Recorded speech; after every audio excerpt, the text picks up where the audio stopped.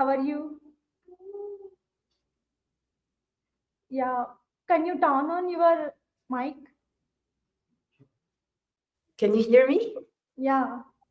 Thank you. Happy to be here. How are you? Yeah. Welcome to the Global Virtual Summit 2025. Thank you. Yeah. Yeah, Salmato, before going to the session, I would like to introduce you to our audience. Yeah. Salmato Bell is a transformational coach, resilience architect, and founder of Gifted and initiative that empowers adults to reclaim their strength and confidence. With over a decade of experience in education and development, she had led impactful programs for diverse groups and marginalized youth to unleaders. A survivor of chronic illness for 32 years, she draws on personal adversity to inspire the resilience and possibility. Through authenticity and strategy, she helps others turn setbacks into sources of strength.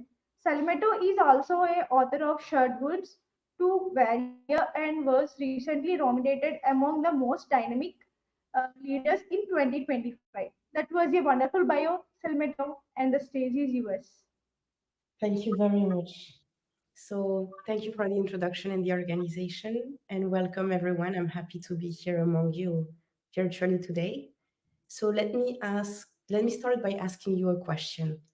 And that question is, what was never meant to be carried? I'll pause here because I think it's a question that deserves a few seconds of pausing and reflection. One of the most powerful that you can ask if you ask me. And that's a question that is today directed at you in your capacity as a leader in your workplace, of course, but also as a leader in your other communities, in your families.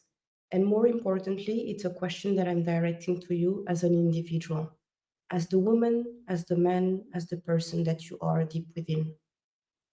We grow up in this world of AI today and data and a world that is complex and that is above anything else full of hidden expectations, unspoken rules, and unset timelines.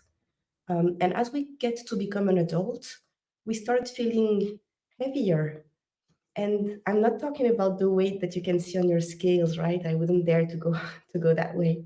I'm talking about what's weighing on your shoulders, what's weighing on your brain, and the thing that you can feel on your nerves, on your nervous system. And you might not be able to see it. Others might not be able to see it either. But what I can guarantee is that they are able to feel it. And you're able to feel it too. Your body knows. So that's okay, no? Because we all grow up having those marks along the way and along that journey that is life. That's okay until the moment that those weight that I call wounds start slowly eroding who you are and kind of overpowering, overshadowing everything else that you are. That's the moment where those wounds, those weights start coming in the way of the way you make decisions, coming in the way of how you relate to others, your relationships, of how you communicate. And that's where, to me, there is the need to start ringing an alarm here. So you're gonna start making the connection with leadership, right? Because if wounds and weights become our identity, then leadership cannot be our identity anymore. And slowly but surely, it starts becoming something that we do instead of something that we are. And when leadership becomes a role instead of an identity, that is when, to me, it's becoming difficult and key to address those wounds and help turn them into strength, right? So, if you allow me, in my experience working with people, leaders in diverse communities, in diverse environments, from United Nations leaders to NGOs to private sector, to other students and young people living in unprivileged environments, what I've seen is that leadership is not tied to age or gender, but it's tied to identity. And that's the reason of this talk today, right? Turning the weight, fears, and wounds that you carry into your superpower so that you can get to become the most authentic and resilient version of yourself and the leader that you are. I'd like to share a bit of my experience. Let me see if I'm able to share my screen.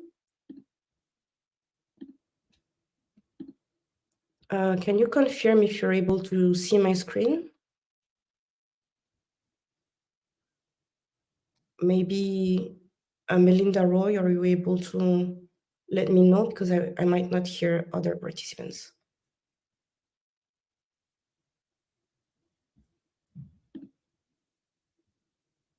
Yes, okay. So let me put it here.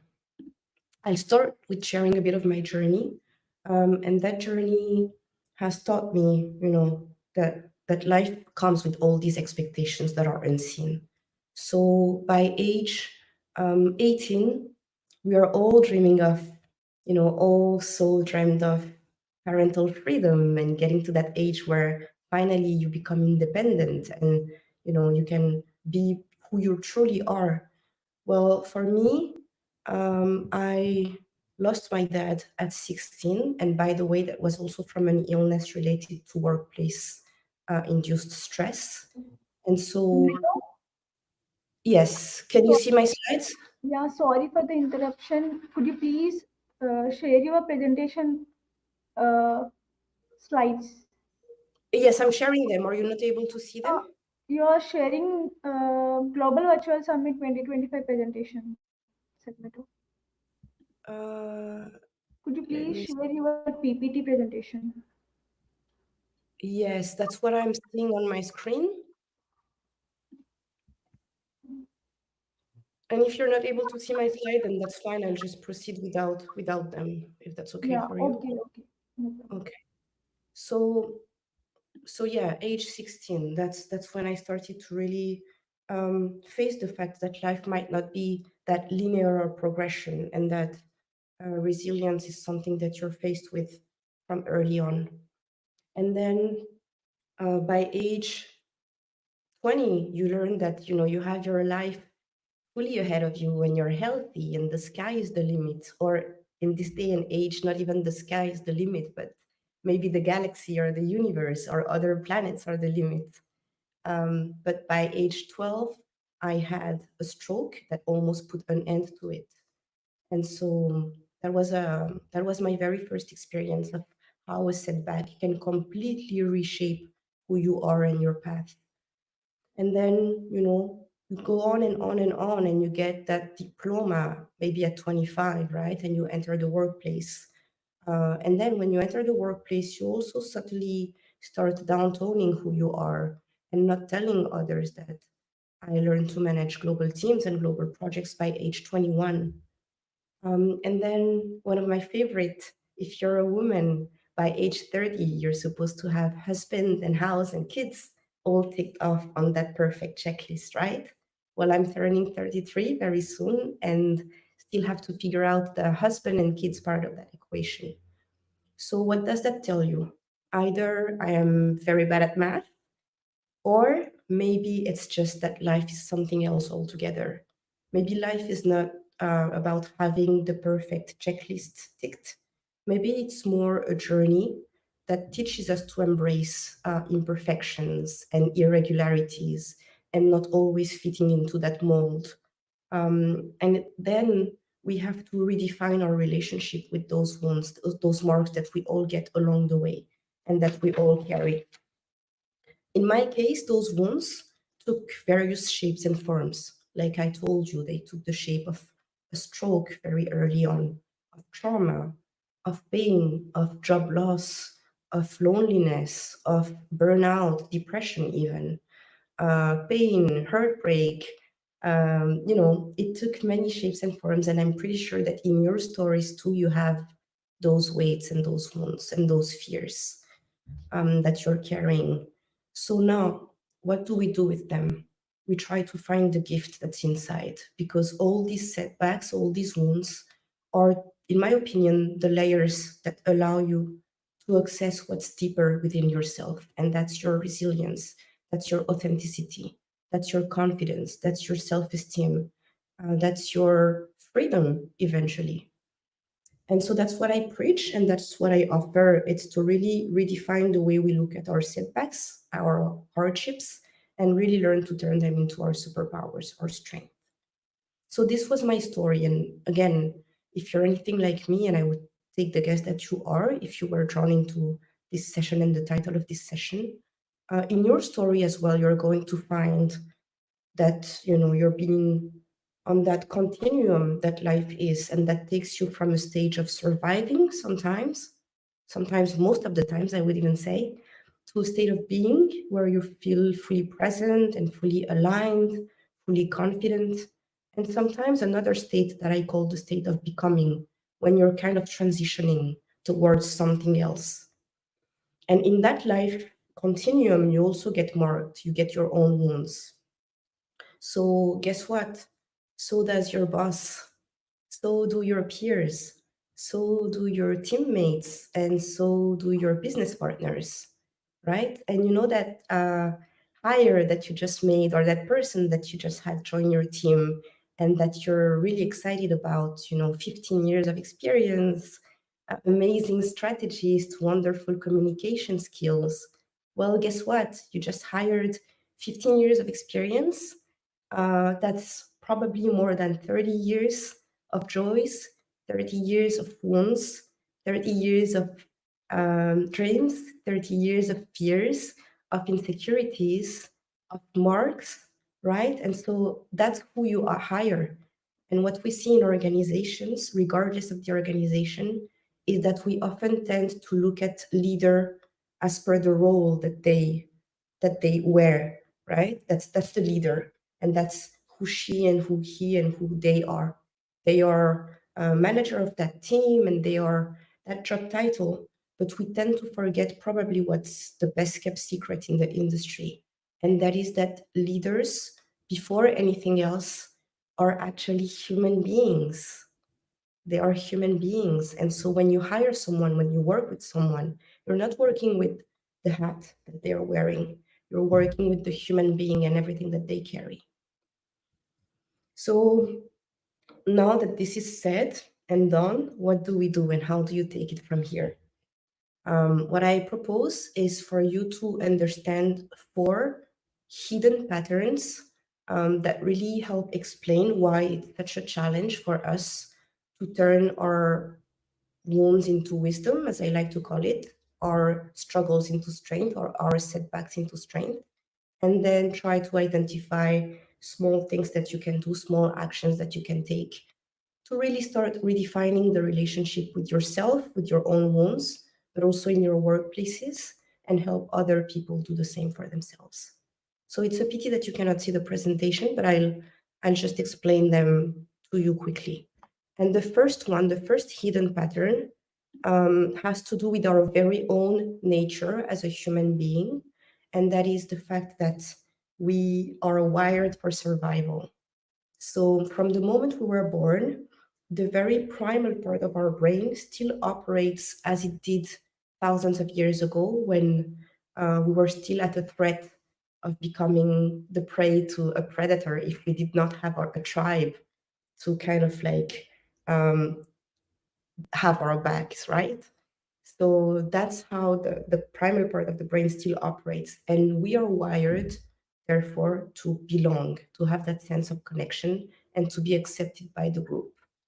And here, that's where the struggle starts, because the need to belong has us, from very early on, immediately sense and detect which behaviors, which actions, which thoughts, which words, which attitudes will allow us to get that acceptance from others, from the group, will allow us to get that sense of belonging and to be accepted. What that does is that it also tells us immediately what behaviors, what thoughts, what actions, what words, what ways of carrying ourselves will take us further away from that acceptance from the group. And so therefore, what we start slowly but surely doing as we grow up is suppressing the parts of ourselves that represent a threat to that acceptance from the group. And so as Dr. Gabor Mate, who is a clinician and psychotherapist specialized in addiction, stress, and childhood development, but also working with adults, what he says is that at some point, the body starts registering all the parts that we're suppressing in ourselves. And that turns out to become illnesses, diseases, even death sometimes. And so he says very rightly, you can have the pain of suppressing yourself, or you can have the pain of being yourself and not being accepted. You have to decide, what kind of pain would you rather have? And that's the first question I'd like to direct to you today. I mean, the second question, right? What kind of pain would you rather have? Because if we're wired towards acceptance and external validation, it means that it takes a conscious and active decision from us to stop getting down that lane and just said, wait a minute, I'll just take a step back here, and I'll actually take a different path, and the path of my own acceptance and my own internal validation, right? And I choose that type of pain instead of the one that comes with suppressing parts of myself. The second one, the second hidden pattern that I like to share is an interesting one, and it's really something that I see in my work as a coach with leaders, with non-leaders, with young people, with adults, in any organization and any type of settings. And as we start our relationship, the coaching relationship, early on, I will have the person pause and just, ask them, in what you just shared now, what is the voice of others and what is your own voice? And usually that question comes with a pause and then with, what do you mean? Something like that.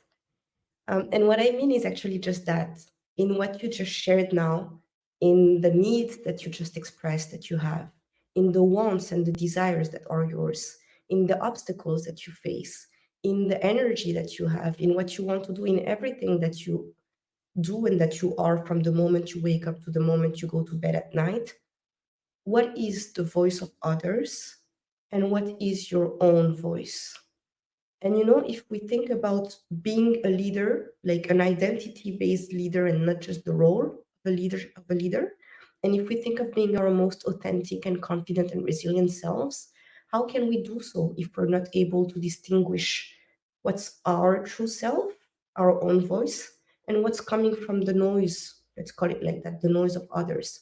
Others may be in that sense parents, children, manager, peers, company, society rules, whatever others mean to you. And that's what I was saying early on. Expectations shape us more than we know. The third one, the third hidden pattern, I think this one might be complex without the presentation, but I'll just tell you a bit more of my story. So the presentation is actually showing a picture of me where I'm happy, I'm smiling, I have great hair, I did my makeup, I'm dressed nicely, and it's just, I guess, the picture of happiness and brightness and light, and that's who I thought why I was years ago, right? I thought this was me, but that wasn't until I discovered a different facet of me, if you wish. And that's the facet of me, that's a different picture, taken in January 2024, which was a year and a half ago. And that's a picture where I am at the hospital, unable to carry the weight of my own body on my legs. I'm totally shrunk, lost 15 kilograms, lost my hair, had just received chemotherapy and full body radiation due to my chronic illness that I was born with. And all of a sudden, that picture of brightness that I used to think was me completely disappeared. And I was so stuck in my own body, in my own pain, that I could not even remember what it was like to be the brightness and the light. I did not relate anymore to my job title because, of course, I was in a long sick leave. I could not relate anymore to the concept of being a woman because I had lost my hair, I'd lost my curves, my period, and I stopped identifying with my name because, when you spend so much time at the hospital, the staff there, they call you by your last name. So it was always, oh, how are you feeling today, Miss Balde? And What do you want to eat, Miss Balde? We're taking you to the scan this morning, Miss Balde. So eventually my own first name, Salimatu, stopped even resonating with me. And when you're losing all your fluids and you have, I'm sorry to say, but you have like 8 diarrheas per day, every day, and you have to have someone come and clean you because you're not even able to sustain the weight of your own arms, you also lose your own sense of dignity, of personal space. And I stopped even related with the concept of being a human being. So, who are you when you're not your gender, and when you're not your physical appearance, when you're not even your name, when you're not your job title, when you're not your values? Because so stuck in my pain and in my own body, I had no space at all for others, right? So I lost my values of empathy and of being a provider, being a giver. So that's one key powerful question. Who are you? We are asked that many, many times in our lives, but we tend to respond, I'm Salimatu and I'm a learning and development professional at the United Nations. I'm Salimatu and I'm a certified coach, right? But that's not me. That's probably the most external layer of the onion if my identity were an onion. And that's the same for you. And that's the same for the people that you work with. And the last hidden pattern that I would like to share with you, Hippocrates said it first and very well. It's that we live in a society where our mind, our bodies, our souls are seen as separate entities. They're completely disconnected. And we go through the world and we go through our workplaces and our entire lives separating those. So when I'm feeling bad, oh, I don't know, I have a headache or something is painful in my body, I will go to the doctor and they will treat my body. When I'm feeling unhealthy in my mind, probably I'll take a coach. When I'm looking for soul connection, probably I'll turn to faith or religion or spiritual work. But we never truly integrate these and operate in the world as fully aligned human beings, which to me is the definition of health.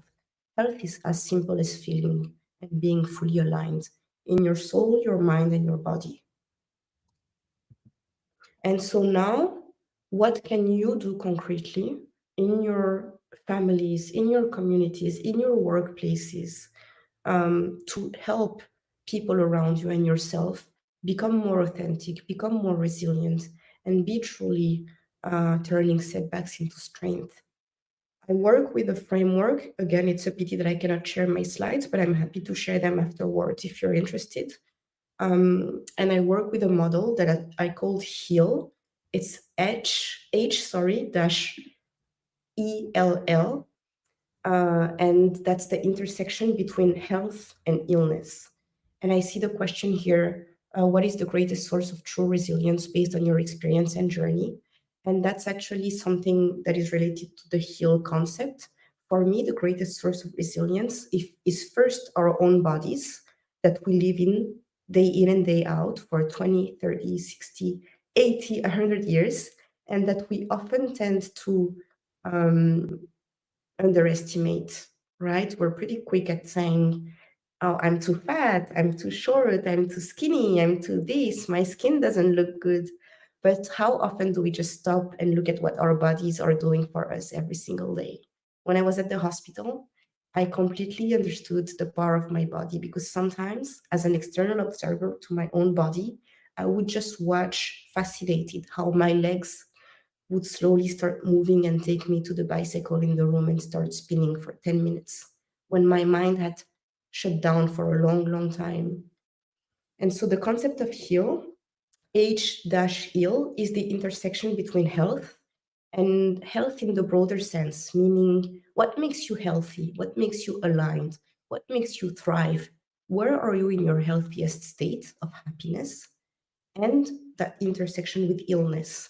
Illness, again, as in the broader sense, right? So, what are your wounds? What are the weights that you carry that make you unique, that explain your stories, that explain your values and everything that you thrive for in your life? That intersection is probably where the deepest conversation happen, where true resilience is found, and when I believe true relationships are built. And so to the question, what is the most crucial first step in developing leaders in global organizations? I would say it starts with the mindset shift, right? So when you start understanding that leaders are leaders, yes, of course, but before that, they're human beings. And when you're managing conflict, when you're managing difficulties, when you're managing deadlines that are not met, or anything really in the workplace, what you're managing is not the leader that didn't meet that deadline, the leader that doesn't know how to manage conflict. You're managing a human being with their own weights that act as blockages, as limitations to their full potential and capacities. And so, how many trainings today in the workplace address not only the hat and the role of leader, but also the human being behind that?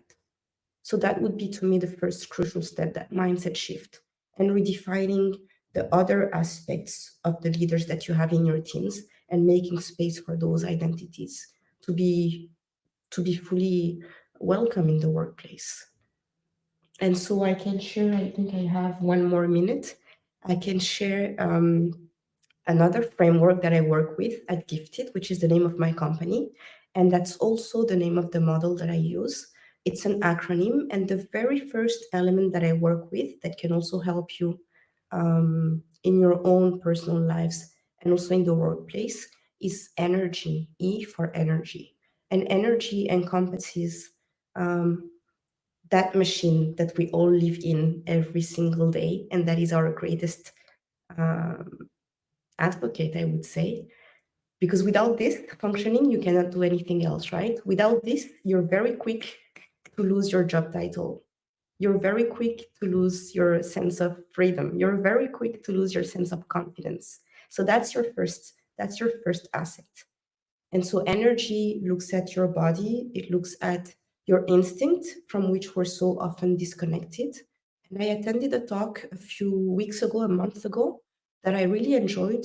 The speaker was telling us how in the workplace, as women, we tend to be disconnected from our feminine energy and stepping into that masculine energy that is required for decision making, for managing stress, for sometimes dismissing emotions so that we can act from a very rational brain. And so what that does is that it disconnects us from our instinct. So energy also looks at the connection that you have with your environment and your instinct. The second pillar, the I, is identity. And I covered a lot today about identity in this talk. And what you can do very simply is start changing the expectations that you have when you ask someone, who are you? Right? And maybe start introducing people in your team a bit differently than, oh, she's Sarah and she's the head of HR. Oh, he's Mark and he's an IT assistant, right? Okay, they're that, but what else are they? What does resilience mean to you on a personal level? So resilience to me on a personal level is now, it's like a pillar of my identity, because something I didn't mention is that I've had that chronic illness for 32 years. I'm 32 years old, but I really started talking about it only last year when I had to take that long break and go to the hospital for so many months and lost completely my identity and my body, to the point that I couldn't even walk, like I told you. So resilience really doesn't lie in some like some external concept anymore for me. Resilience is really a part of my identity and something that I treasure. And resilience also, to me, comes with the idea of being authentic. Because if you're just seeking resilience without authenticity, probably you're gonna end up in a path that is gonna be more painful than rewarding for you. So now I guess I'm fully working on embracing that authenticity, trying to share this message that I have with other people. And really, resilience is about seeing that everything I've been through, grief and loss and the stroke when I was a young kid, and the illness and the pain and the burnout and the job losses that I've had, are what make me unique and are really what explain, my purpose in life and my strength and everything that I can contribute to the world. So I see that you're back on, Melinda Roy. Please let me know if I'm already out of time. Yeah, Selimeto, that was a fantastic presentation. And I think our audience will so gain a lot of knowledge from your presentation. Thank you. And thank you for your valuable time. Thank you. Thank you very much. Thank you. Bye-bye. Bye, everyone.